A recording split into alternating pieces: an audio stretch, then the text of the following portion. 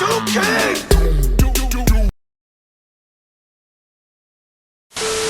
Hello, my name is Zach, aka the Dr. Cog, and today I'm back with another Funko Pop unboxing video. Today I'm looking at the King Funko Pop as well as his Chase counterpart. In my last video, I did an unboxing of Luce, Amity, and Ida, so if you're interested, I'll put a link to that video in the description down below. Also, I'm going to be reading some of your comments from the last video, and at the very end, I'll have some close-up footage of both pops so you can see all the details, so look forward to all of that coming up soon. But let's get right into it. Let's talk about King. We'll start with the regular version of the pop. All right, let's open it up.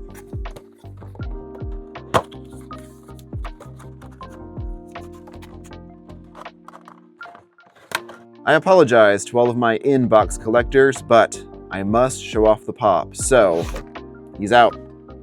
The King is loose. And here comes the pop. Ooh. And here he is. This King design is based on season 1. You can tell because he has the broken horn. And I really love the sculpt detail of this pop. For example, the nose, it's not just a printed decal or it's not just painted on. That's actually molded into the pop itself, as well as the tag on his collar. And he has some really good fur detail too, on the back and on his tail. And the eyes, the pupils are not just painted on, they actually stand out away from the iris. And speaking of the eyes, I love how they are two different colors. You know, most Funko Pops have the basic solid black eye. Some Pops do have more creative eyes. But for King, I'm really happy they gave him both the pupil and the iris as different colors and didn't just go with like solid yellow or solid pink. I feel like it really helps it pop, really makes it stand out. Also, most Funko Pops don't have necks, it's just head on shoulder. But if we look close enough, we can see they did give King a little bit of neck so that his collar can sit comfortably. And again, that's just a little detail that I noticed and I think really works well for this character. Overall, this is a perfect boy. 10 out of 10, no notes. Now let's talk about King's Chase variant. You might be wondering, what is a Chase? Well, it is a limited edition variant of the original product. It's supposedly harder to find, therefore you have to hunt it down or chase it down. And it's not just Funko. Other toy companies will have Chase variants of other common products as well. Supposedly, if you were to buy online in bulk, for Funko specifically, 1 out of every 6 pops, there's a chance of it being a Chase. So if you were to buy 6 King Pops online, you might have one of them be a Chase. But don't hold me to it, you just have a greater chance of one being a Chase. Also, you can find Chase Pops in the wild. I have actually found 2 in the wild before. I found Hellboy and I found Ballora sitting on store shelves and bought them at retail price, so those are really good finds. Sometimes Chase Pops go up in value, so if you're buying secondhand, it might be a lot more. Just depends on the character and of course who's selling it. I actually bought both of my Kings as a package deal from the website Toy Temple. This is not sponsored, that's just the website that I found selling both at the same time. One thing I noticed right off the bat is the box art actually does reflect the Chase Pop. What I mean by that is in the past, Funko wouldn't change the box art for the common Pop and the Chase variant. Even if the Chase looked wildly different, they would have the same box. I've noticed more recently though, Funko actually is going back and updating the box art to reflect the Chase. And I think that's interesting. All right, moment of truth, let's open it up.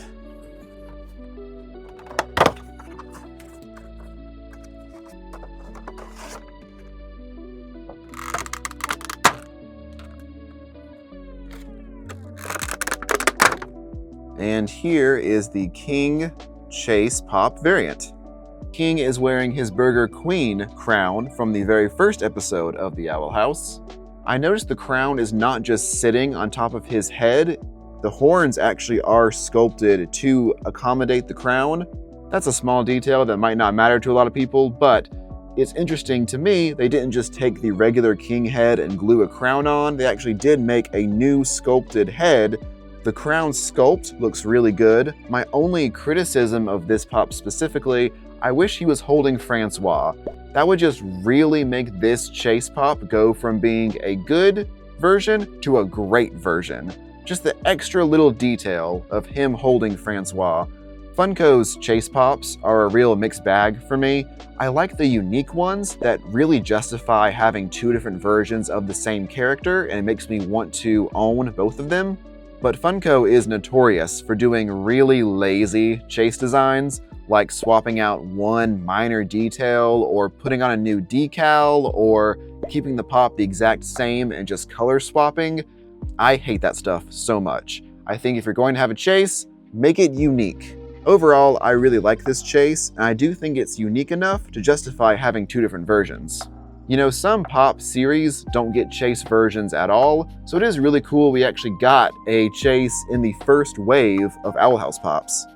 And now I'm going to share some comments from the last video. There was a lot of general excitement for the pops. Geeky Chaoticness 912 says, "So happy these are finally out. Can't wait to add them to my collection."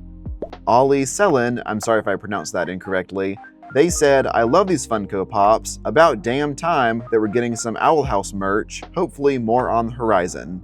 And I agree 100%. Not counting the Funko Pops that just came out, the only other official release from Disney was they did a line of t-shirts at Hot Topic. But besides that, that's been it. Like, Disney is sitting on a gold mine by not releasing more Owl House merch. So I hope these pops sell really well to show Disney, hey, the fans are out there and we want more merch. Again, fingers crossed.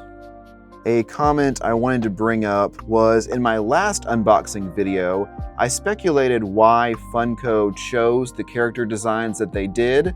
For example, King's design was from Season 1, Ida's design was from Season 2, and Luce and Amity's design were from Season 3. This comment from Richard Suppley 8137, "I feel like using Season 3 Luce is actually hinting at another wave. The design is good, but not the iconic Owl House look for them. So they might be saving them to anchor another wave." I really like this theory a lot, and it makes sense, you know, for the first Luce pop, of course we're going to buy it. It's Luce, and it's the only one in existence right now.